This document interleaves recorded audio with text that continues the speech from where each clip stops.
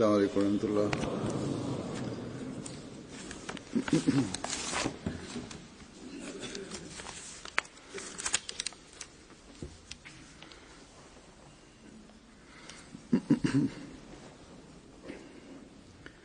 أشهد أن لا إله إلا الله وحده لا شريك له وأشهد أن محمدا عبده ورسوله أما بعد فأعوذ بالله من الشيطان الرجيم بسم الله الرحمن الرحيم الحمد لله رب العالمين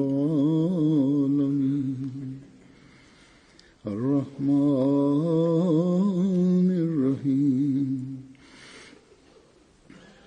مالك يوم الدين إياك نعبد وإياك نستعين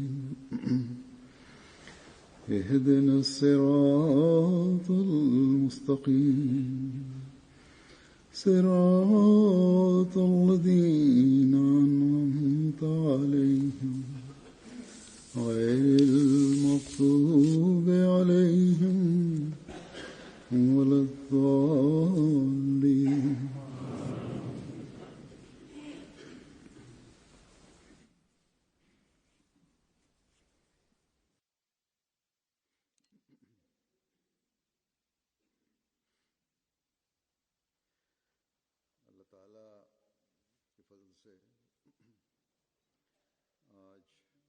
Бисмиллахир-рахманир-рахим.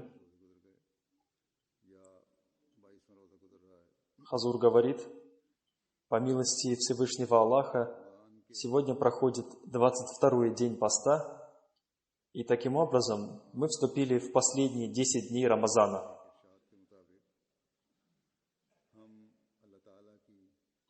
Согласно словам святого пророка, мир и благословение Аллаха да пребывает с ним, мы, пройдя 20 дней рахмат, милосердия Аллаха и спрашивания прощения за свои грехи, макфират, проходим через 10 дней спасения от гиенны.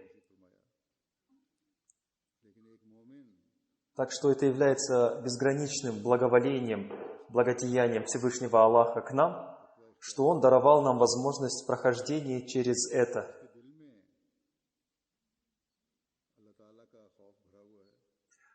Но настоящий верующий, который верит во Всевышнего Аллаха и старается быть богобоязненным, и его сердце наполнено страхом пред Богом, не может радоваться только тому, что Всевышний Аллах предоставил ему эти дни Рамазана, и это стало средством спасения для него. Да, несомненно, эти дни являются днями милосердия и спрашивания прощения и спасения от гиенны, но получили ли мы благословение от благословения этих дней? Ведь повеления и слова Всевышнего Аллаха и Его посланника, мир и благословение Аллаха да пребывает с ним, всегда бывают обусловленные чем-то, то есть вместе с ними всегда бывают некоторые условия. Так что для обретения благословения из милосердия этих дней есть определенные условия, и также для испрашивания прощения у Всевышнего Аллаха тоже есть какие-то определенные условия, и также для спасения от гиенны тоже необходимо соблюдать некоторые условия. Следовательно, для обретения благословения этих милостей необходимо искать те вещи, которые становятся причиной обретения благоволения Всевышнего Аллаха. Некоторые толкователи Корана говорят о 2 видах милосердия Всевышнего Аллаха. Первый вид милосердия Всевышний Аллах оказывает людям как благодеяние. И для его обретения человек не прилагает особых стараний. Примером этого является то, о чем Всевышний Аллах изрекает: «Милость моя объемлет всякую вещь». То есть все люди получают какую-то часть из этого милосердия Всевышнего Аллаха.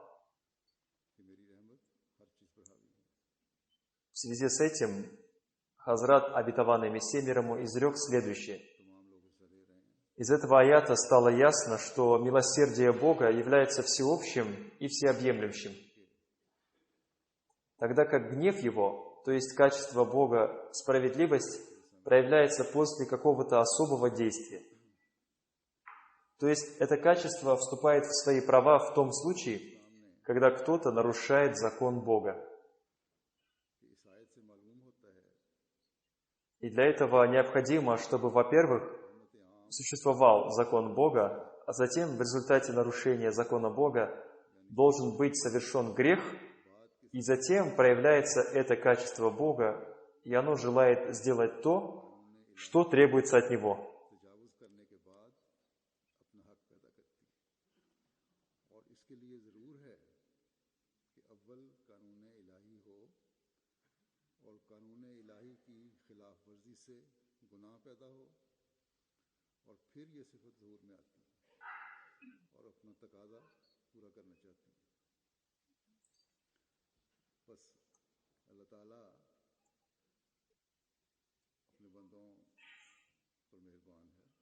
Таким образом, Всевышний Аллах бывает очень милосерден к своим слугам, и Он проявляет свое милосердие к ним. Всевышний Аллах прощает людям их мелкие ошибки, но когда человек приступает закон Бога, он становится заслуживающим проявления Божьего гнева или наказания, и тогда качество Бога, справедливость, делает свое дело. Но это происходит только после того, когда человек начинает приступать к границе Аллаха. Милосердие Всевышнего Аллаха объемлет каждую вещь. Но иногда качество Бога, справедливость или нарушение человеком закона Бога требует, чтобы человек был наказан. Тем не менее, Всевышний Аллах, проявляя свое милосердие, прощает человека. Однако при этом надо помнить, что такое состояние не свойственно для истинно верующих людей. Они находятся на более высоком уровне. Сама вера требует от человека, чтобы он улучшил состояние своей веры и по мере своих сил следовал всем повелениям Всевышнего Аллаха.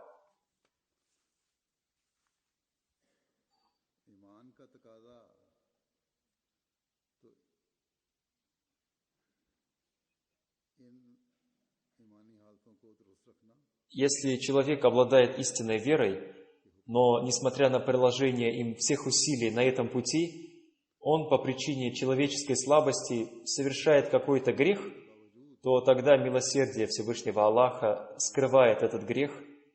Однако это не должно сделать человека смелым для совершения новых грехов и думающим, что если милосердие Всевышнего Аллаха всеобъемлющее, то он может ни о чем не думать и продолжать совершать грехи. Об этом говорит духовный глава Всемирной Ахмадийской мусульманской общины, пятый халиф обетованного Мессии Хазрат Мирза Масрур Ахмад. Я рассказал в одной из предыдущих пятничных проповедей. Такого рода вещи пробуждает гнев Всевышнего Бога и разъясняет то, как милосердие Всевышнего Аллаха скрывает гнев Его. Хазрат обетованный Мессия мир ему в одном месте говорит об этом следующими словами. Предупреждение Аллаха о наказании на самом деле бывает предупреждением только в той мере, что Всевышний Аллах по своей святости считает необходимым наказать грешника. А иногда Он сообщает об этой необходимости тем, принадлежащим Ему людям, которые получают от Него откровение. Хазур поясняет, то есть Он сообщает тем людям, которым Он не спосылает откровение, например, своим посланникам и пророкам, о том, что такой-то человек продолжает проявлять смелость в нарушении предписаний Аллаха, поэтому я собираюсь наказать его. Хазрат, обетованный Мессией мир ему, продолжает. А затем происходит следующее.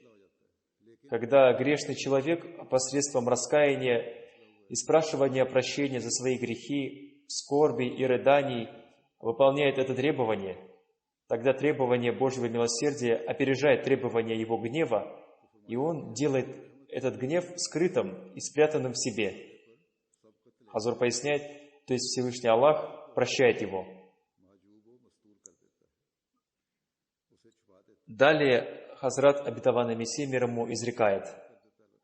Это и является смыслом следующего аята «Кара моя, я поражаю ею кого угодно мне, а милость моя объемлет каждую вещь».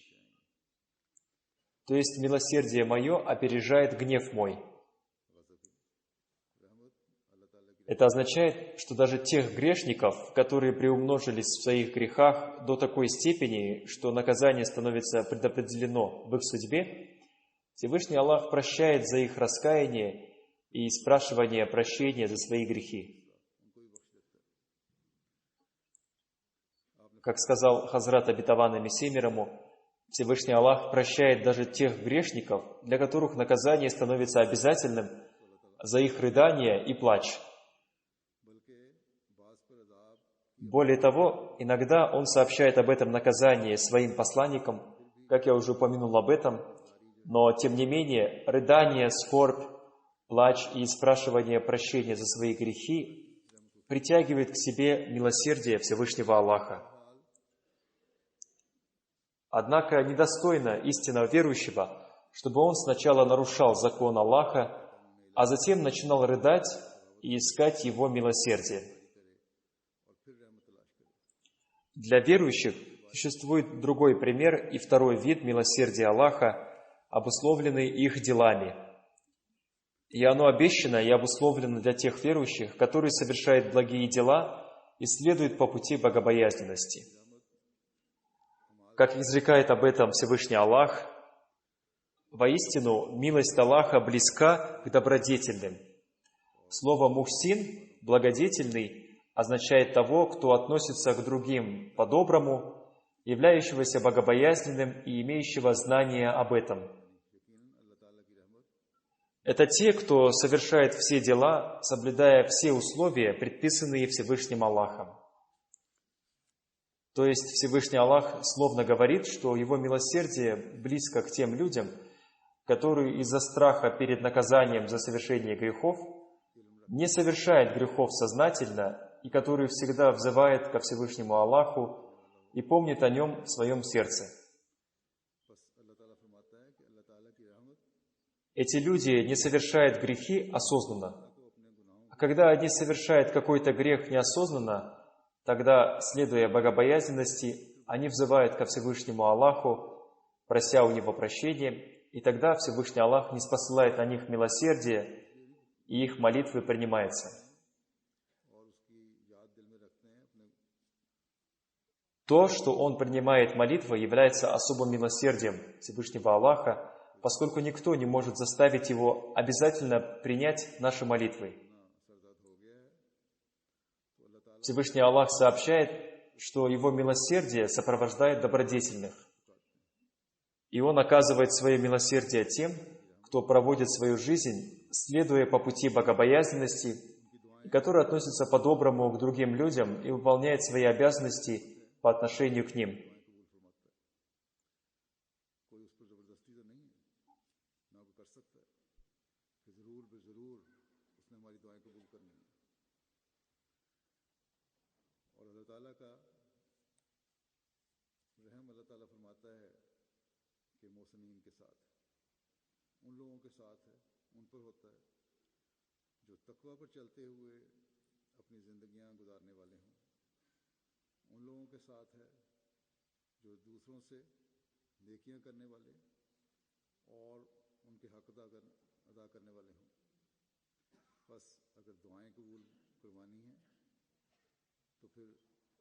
Так что, если мы хотим, чтобы наши молитвы были приняты, нам необходимо стать благодетельными, согласно вышеуказанному значению слова «мухсин» – «благодетельный». Это не является какой-то обычной вещью. Человек не может стать благодетельным, только совершая обычные добрые дела. Более того, чтобы достичь этого статуса, крайне необходимо сделать высокими уровни своих дел. Когда мы смотрим на то значение слова «мухсин», благодетельный, которое разъяснил святой пророк, мир и благословение Аллаха да пребывает с ним, у нас возникает опасение. Совершаем ли мы дела, соответствующие этому разъяснению слова «мухсин»? Святой пророк, мир и благословение Аллаха да пребывает с ним, сказал, что мухсином, благодетельным является тот человек, который во время совершения любого благого дела думает о том, что Всевышний Бог видит его. То есть он должен знать, что, по крайней мере, его видит Всевышний Бог. Если наше состояние является таким во время совершения поклонений и других дел, то никакое плохое дело не может быть совершено нами. Мы никогда ни на шаг не отойдем от богобоязненности и никому не сможем относиться плохо. Никогда не сможем нарушить право кого-то. Более того, у нас даже мысли не будет о том, чтобы нанести кому-то урон и нарушить его права. Так что повеления ислама таковы, что если мы начнем действовать согласно им, то любое повеление Всевышнего Аллаха или любое повеление святого пророка, мир и благословение Аллаха да пребывает с ним, приведут нас к тому, что мы станем выполняющими свои обязанности по отношению к Аллаху и свои обязанности по отношению к людям. Да, мы хотим, чтобы наши молитвы были приняты. Да, мы хотим стать наследниками милости Всевышнего Аллаха. Но большинство из нас не прилагает достаточно усилий, чтобы достичь этого статуса, тех усилий, которые должен прилагать настоящий верующий. Да, мы бываем рады тому, что мы прожили эти 10 дней милосердия Всевышнего Аллаха, но мы не думаем о том, что мы сделали для обретения милосердия Всевышнего Аллаха и что мы должны были сделать. Не похожи ли мы на тех грешников, которые совершили какие-то грехи, а затем, благодаря временным рыданиям, раскаялись и затем, обретя милосердие Всевышнего Аллаха, спасли себя от тех наказаний, которые они заслуживали из-за какого-то определенного греха? Или мы, будучи причисленными к благодетельным, стараемся прожить свою жизнь, всегда следуя по пути богобоязненности, и обещаем, что мы всегда будем придерживаться этого, и обещаем, что мы всегда будем совершать добро для других, и стараемся и делаем чистые изменения, произошедшие с нами во время Рамазана, постоянной частью нашей жизни. Так что нам необходимо приложить усилия для того, чтобы впитать в себя это милосердие Всевышнего Бога, и мы должны стараться, чтобы оно всегда сопровождало нас, а не было временным только для спасения себя от наказания, и затем со временем мы снова возвращались в свое первоначальное состояние.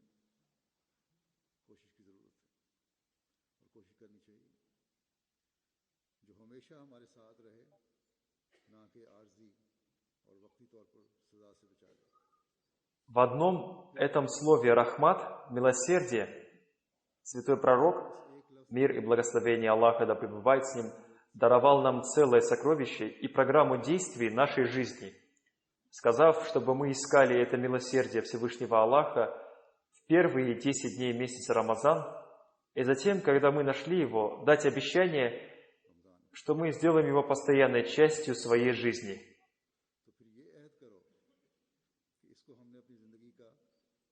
Для настоящего верующего его воспитание в течение этих 10 дней Рамазана укажет ему дальнейшие пути жизни. Но поскольку сатана постоянно занят своим делом, старается сбить нас с пути, соблазняя и удерживая от совершения благих дел. Поэтому после обретения милости Аллаха, для того, чтобы постоянно держаться за нее, крайне необходимо просить Всевышнего Аллаха о помощи. И святой пророк, мир и благословение Аллаха да пребывает с ним, сказал о том, какой для этого надо избрать путь, сообщив: «Последующие 10 дней Рамазана ищите помощи и силы от Всевышнего Аллаха, чтобы ваши добрые дела стали постоянными». И средством обретения этой силы является истигфар, мольба о прощении, поскольку он сказал, что вторые 10 дней Рамазана являются днями испрашивания прощения у Всевышнего Аллаха.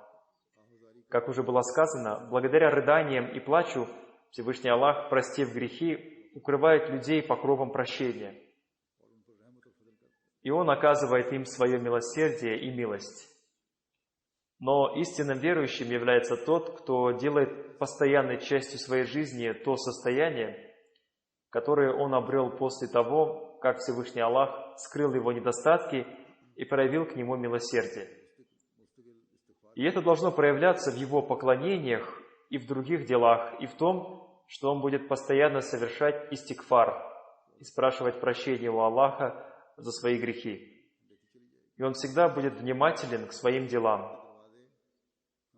И когда это будет достигнуто, то прощение Аллахом грехов станет скрывать наши недостатки, и двери Его милосердия будут открываться для нас все больше и больше.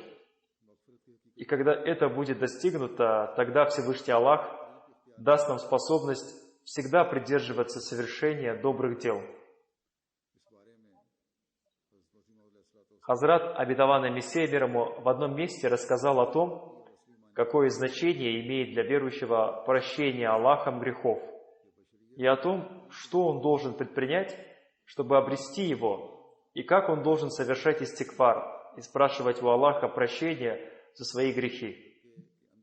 Хазрат, обетованный Мессия мир ему, изрекает: истинное и основное значение истигфара и спрашивания прощения за свои грехи заключается в том, чтобы просить Бога о том, чтобы не открылся какой-то наш недостаток, и чтобы Бог укрепил нашу слабую человеческую природу своей силой, и чтобы Он окружил нас своей защитой и помощью.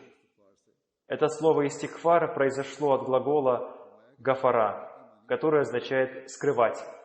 Таким образом, истигфар означает, что Бог своей мощью скрывает природные слабости человека, просящего прощения. Хазур поясняет, то есть просить Всевышнего Аллаха о том, чтобы Он скрыл слабости, свойственные человеческой природе. Да, когда человек постоянно совершает истигфар, Всевышний Аллах так и делает. Далее Хазрат, обетованный Мессия мир ему, изрекает: основное и истинное значение истигфара заключается в том, чтобы Бог посредством своей божественной мощи защитил человека, просящего прощения, от его природной слабости, и даровал ему силы от своей силы, и даровал ему знания из своего знания, и даровал ему свет от своего света, потому что Бог, создав человека, не отдалился от него. Более того, так же, как Он является Творцом человека и его внешних и внутренних сил и способностей, также Он является самосущим для человека. То есть все то, что Он создал, Он сам охраняет посредством своей поддержки.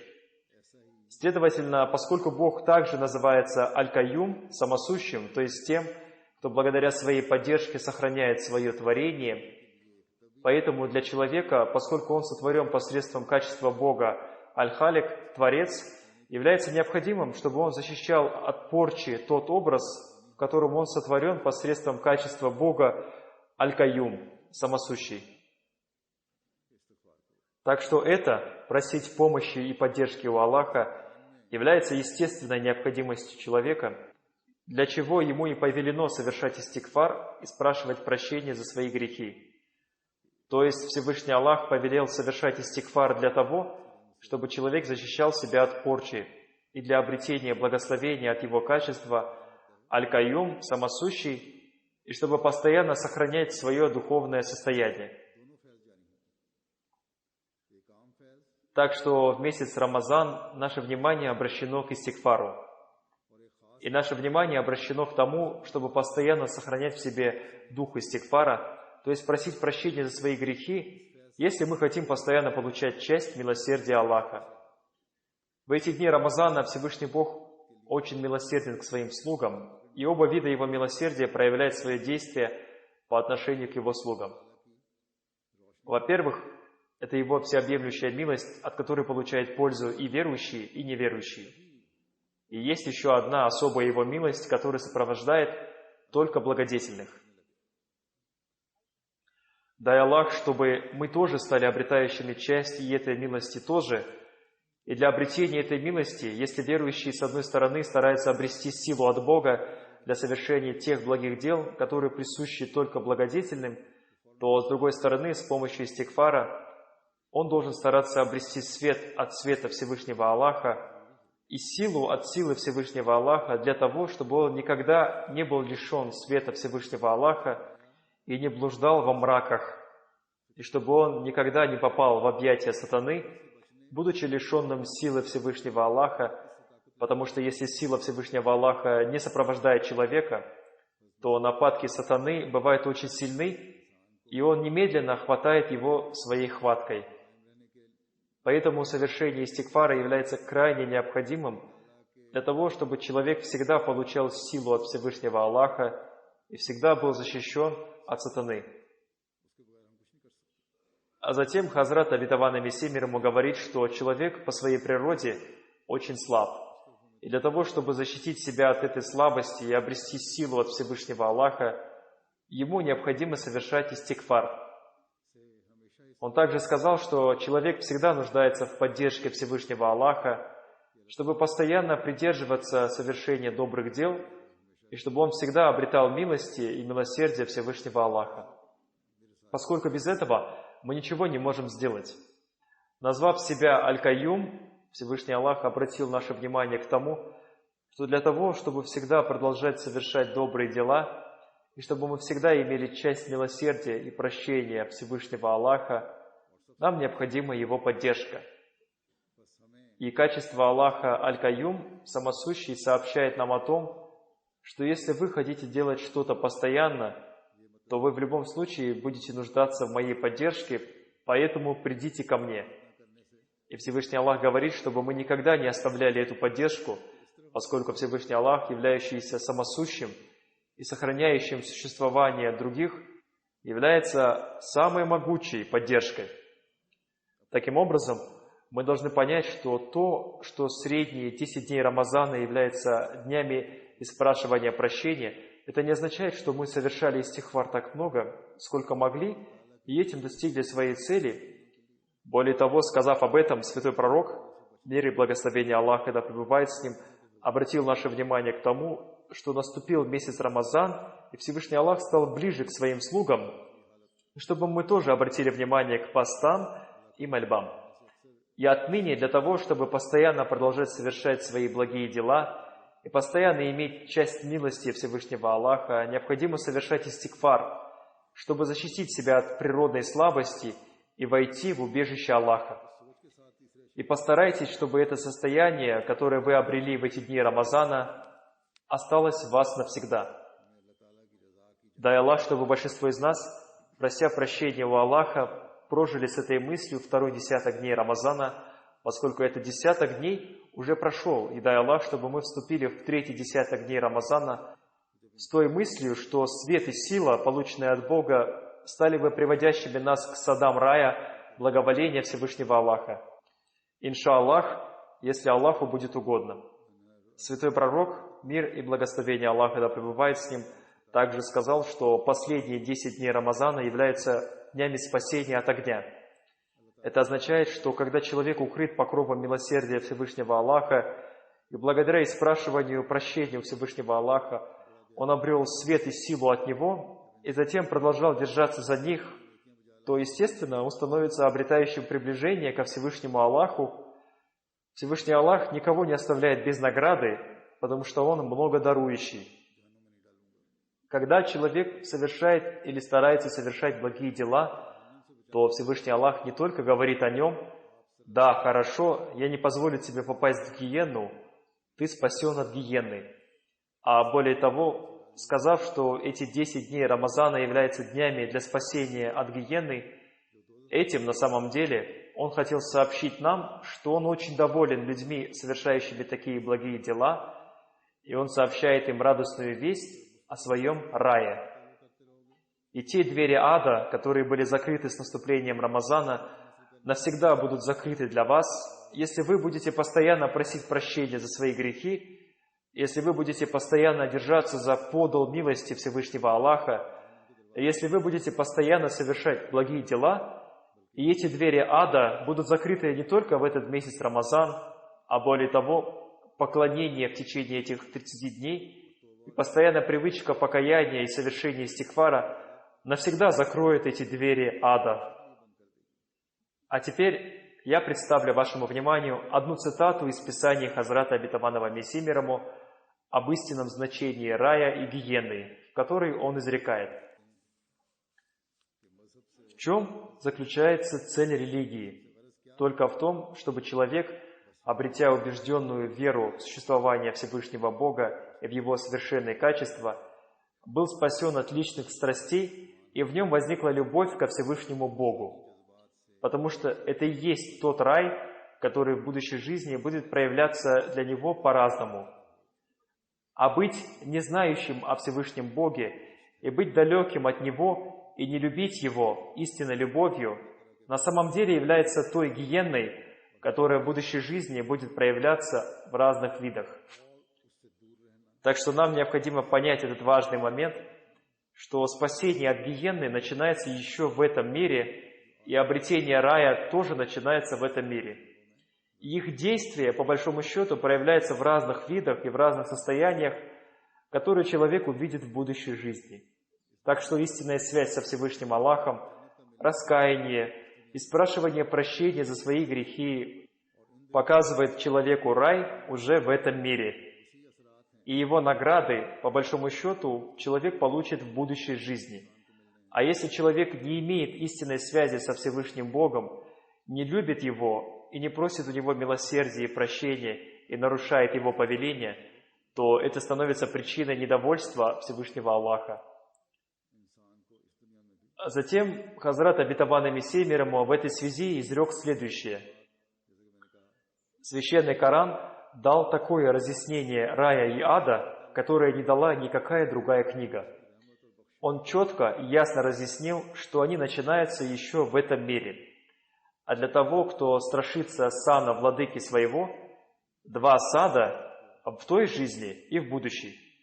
То есть для того человека, который боится предстояния перед Богом, есть 2 рая. Это значит, что первый рай он обретает еще в этом мире, потому что он удерживает себя от совершения порочных дел и страха пред Всевышним Богом. То есть благодаря удерживанию от пороков обретается рай, а стремление к порокам создает в сердце волнение и беспокойство. Стремление к порокам создает в сердце беспокойство и скорбь, которые сами по себе являются очень страшными видами ада. То есть страх пред Всевышним Аллахом удерживает от пороков. И когда человек удержан от пороков, он защищен от гиенны.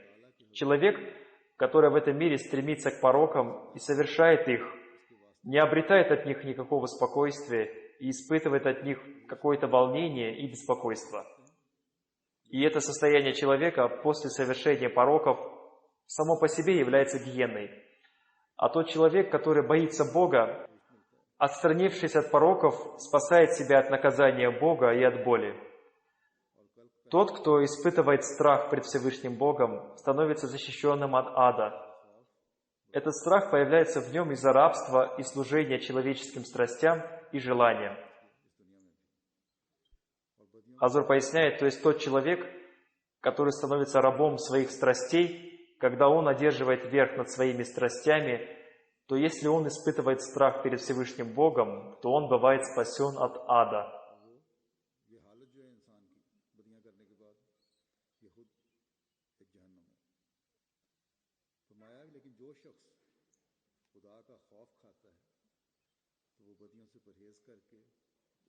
Хазрат Обетованный Мессия мир ему продолжает. и он развивается в преданности и в склонении пред Богом, из-за чего в нем появляется своего рода наслаждение и радость. И таким образом райская жизнь начинается для него уже в этом мире. В этой цитате Хазрат Обетованный Мессия мир ему сообщил нам о том, что означает райская жизнь в этом мире, приложение усилий для обретения райской жизни в будущем мире и спасения от гиенны. Он сказал, что согласно Священному Корану, спасение от гиенны и обретение рая относится не только к раю и гиене будущей жизни, а более того, в этом мире тоже существует рай и гиенна. И спастись от этой гиенны можно только в том случае, когда человек будет испытывать страх пред Богом.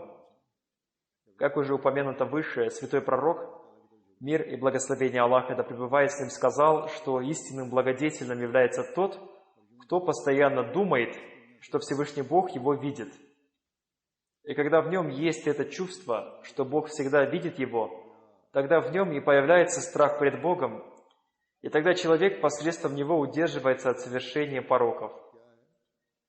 И тот, кто удерживается от пороков, бывает избавлен от сердечных волнений. Например, вор или совершающий какие-то другие плохие дела все время опасается, чтобы он не был схвачен и не испытал какого-либо вида позор. Такой страх ввергает этого человека в гиенну уже в этом мире. Следовательно, испытывающий страх пред Всевышним Аллахом обретает рай в этой жизни и в жизни будущей, в то время как человек, погруженный в пороки и личные страсти, получает наказание гиенны в этом мире и в будущей жизни. Хазрат Обетованный Мессия мир ему также сказал, что поклоняться пред Богом и проявлять к Нему преданность является раем, а отдаление от Бога является гиенной. И спасение от гиенны тоже связано с тем, чтобы человек следовал повелениям Всевышнего Бога и все время страшился Всевышнего Бога и соблюдал богобоязненность.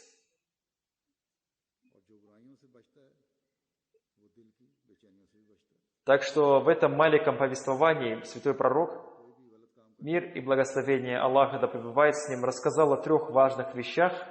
Во-первых, он обратил наше внимание к милосердию Всевышнего Аллаха, а во-вторых, чтобы стойко держаться за Него, он обратил наше внимание к истигфару и спрашиванию прощения у Всевышнего Аллаха и повелел стойко стоять на этом. Затем он также сказал, что если человек обретет это, то каждое его слово и действие будут ради снискания довольства Всевышнего Аллаха. Он будет испытывать отвращение к порокам и иметь склонность к совершению добрых дел. И таким образом, милость Рамазана постоянно продолжается в его жизни. И он бывает отдален от гиенны, и обретая благоволение Всевышнего Аллаха, он и в этом мире, и в будущей жизни получает благословение рая. Так что мы всегда должны иметь это в виду и размышлять об этом, то есть о снискании довольства Всевышнего Аллаха в последние 10 дней Рамазана, ради того, чтобы наша вера навсегда сохранилась целой и невредимой. Я хочу рассказать еще об одной важной вещи и обратить ваше внимание к радостной вести, которую нам даровал святой пророк, мир и благословение Аллаха да пребывает с ним, и заключающийся в том, что в эти последние дни Рамазана бывает Ляйлятуль Кадр, ночь предопределения. В одном повествовании от Абу Хурайра, да будет доволен им Аллах, говорится, что благородный посланник, мир и благословение Аллаха да пребывает с ним, сказал: «Тому, кто держал пост месяца Рамазан, будучи верующим и анализируя себя, будут прощены его прошлые грехи. И все предыдущие грехи того человека, который, будучи верующим, анализирует себя и выстаивает ночь предопределения, бывают прощены». Ночь предопределения имеет большую важность, но посты месяца Рамазан тоже имеют свою важность. Да, это бывает одна ночь, в которую прощаются грехи, но человек не должен забывать обо всех своих прежних делах, которые он совершал. Поэтому он должен продолжать делать это все 30 дней Рамазана, а не только одну ночь.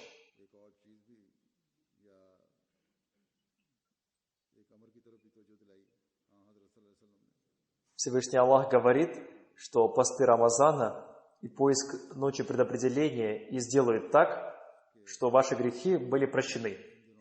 Быть верующим и анализировать себя – это является условием для того, чтобы грехи были прощены. Если в предыдущие дни осталась какая-то слабость, то человек должен приложить усилия, чтобы избавиться от них в эти последние дни Рамазана. Святой пророк, мир и благословение Аллаха да пребывает с ним, сказал, что грехи того, кто встретит ночь предопределения, будут прощены. Более того, каждый человек, который, будучи верующим и анализируя себя, постится в Рамазан и встречает ночь предопределения, может надеяться на то, что Всевышний Аллах простит его. Всевышний Аллах установил определенные условия для того, чтобы быть причисленными к верующему, и рассказал о его отличительных чертах. И везде, где говорится об этих отличительных чертах и условиях, там Всевышний Аллах связывает веру с совершением добрых дел. Поэтому мы всегда должны обращать внимание к тому, в чем заключается вера. Всевышний Аллах рассказал в Священном Коране о различных отличительных признаках верующих. Например, Он сказал о том, что одним из них является следующий. Верующие только те, сердца которых устрашаются, когда поминается Аллах. А значит, признаком верующего является то, что он все время думает о том, что следование повелениям Всевышнего Бога является крайне необходимым. И Всевышний Аллах повелел, что если когда-либо верующему напоминает о чем-то в связи с Аллахом, то он должен немедленно устрашиться Всевышнего Бога и стараться следовать Его повелению. Если во многих местах Священного Корана говорится о том, что Аллах сказал о необходимости совершать добрые дела и выполнять свои обязанности по отношению к людям, то мы всегда должны следовать этому повелению Всевышнего Бога и уделять этому особое внимание. И когда человеку напоминается о необходимости выполнения этой обязанности, а он не обращает на это внимания, то разве он будет причислен к числу верующих? Или если мы не обращаем на это внимания, то разве мы будем причислены к числу верующих? Святой пророк, мир и благословение Аллаха да пребывает с ним, изрек, что грехи каждого человека, который, будучи верующим и анализируя себя, будет держать пост Рамазана и встретит ночь предопределения, будут прощены. Как я уже сказал в начале проповеди, повеление Аллаха и Его посланника, мир и благословение Аллаха да пребывает с ним, бывают обусловлены. Так что благословение месяца Рамазан и ночь предопределения также обусловлены. И если вера человека слаба, и он нарушает права других, но тем не менее он утверждает, что он видел ночь предопределения, и он испытал особое состояние в молитве, и это привело его к полному духовному преобразованию, то это является только милостью Всевышнего Аллаха, что Он одарил его своим милосердием. И теперь это требует от него, чтобы он, будучи стоек в этом, следовал всем повелениям Всевышнего Аллаха. Если этого нет, то в этом случае то, что он счел ночью предопределения, являлось только обманом его души, потому что святой пророк, мир и благословение Аллаха да пребывает с ним, сказал, что у такого человека должна быть совершенная вера, и он должен анализировать себя. Хазрат, обетованный Мессией мир ему, разъяснил нам тот важный момент, что ночь предопределения является не только одной ночью, а более того, она имеет 3 вида. Первый – это та ночь, которая наступает в месяц Рамазан, а второй – это период времени пророка. И кроме этого, для каждого человека есть своя ночь предопределения. Это та ночь предопределения, когда он очистил себя от всякой грязи и скверны этого мира. И он укрепил свою веру и, проанализировав себя, избавился от всех своих пороков. Так что, если эта ночь предопределения стала доступна для нас, и мы стали всецело принадлежащими Всевышнему Аллаху, и стали следующими всем Его повелениям, и стали повышающими уровни своих поклонений, то есть достигли той цели, достичь которую нам повелел Всевышний Аллах, и если мы достигли этого высокого уровня, тогда каждый день и каждая ночь становится временем принятия нашей молитвы. Нам, являющимся последователем искренне и самозабвенно любящего святого пророка, мир и благословение Аллаха да пребывает с ним, Хазрата обетованного Мессии и обещанного Махди, мир ему, необходимо, создав в себе духовное преобразование, довести свою веру до того уровня, где каждое наше дело станет только ради снискания довольства Всевышнего Бога, и прожить свою жизнь, постоянно анализируя себя, и сделать так, чтобы благословения месяца Рамазан навсегда сохранились в нас.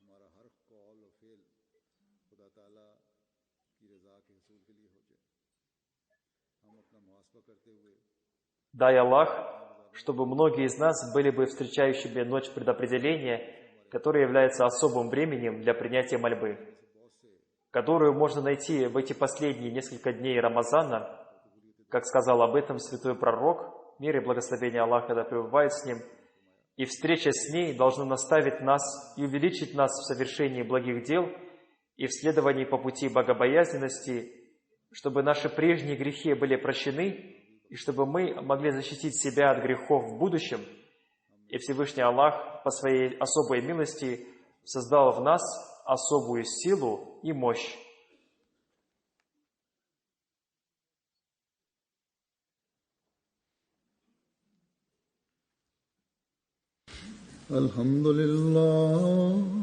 Alhamdulillah, nahmaduhu wa nasta'inuhu wa nastaghfiruh. ونؤمن به ونتوكل عليه ونعوذ بالله من شرور أنفسنا ومن سيئات أعمالنا من يهده الله فلا مضل له ومن يضلل فلا هادي له ونشهد أن لا إله إلا الله ونشهد أن محمدا عبده ورسوله عباد الله رحمكم الله إن الله يأمر بالعدل والإحسان وإيتاء ذي القربى وينهى عن الفحشاء والمنكر والبغي يعظكم لعلكم تذكرون اذكروا الله يذكركم وادعوه يستجب لكم ولذكر الله أكبر